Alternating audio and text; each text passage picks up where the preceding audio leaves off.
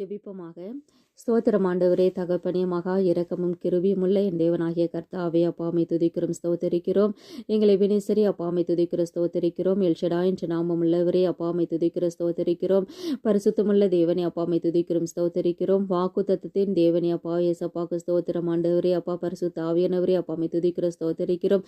திரியேக தேவனாகிய கர்த்தருக்கு ஸ்தோத்திரம் அப்பா ஆண்டவரே. இந்த நாளில் கூட நீ தந்திருக்கிற வேத வசனத்துக்காக ஏசப்பாக்கு நாங்கள் நன்றி செலுத்துகிறோம். என்னிடத்தில் வருகிறவனை நான் புறம்பே தள்ளுவதில்லை என்று சொன்னீங்களே ஏசப்பா. ஆண்டவரே, உம்மிடத்தில் ஓடி வருகிற ஒவ்வொரு ஜனங்களையும் ஆமென் கர்த்தர் ஆசீர்வதிக்க கிருபைக்காக நாங்கள் நன்றி செலுத்துகிறோம். என் தேசத்து ஜனங்களையும் இப்படியாக கர்த்தர் ஆசீர்வதித்து ஆமீன் அப்பா ஏசப்பா உம்முடைய நாமத்தை மகிம்படுத்துவதற்காக ஏசப்பாவுக்கு நாங்கள் நன்றி செலுத்துகிறோம்.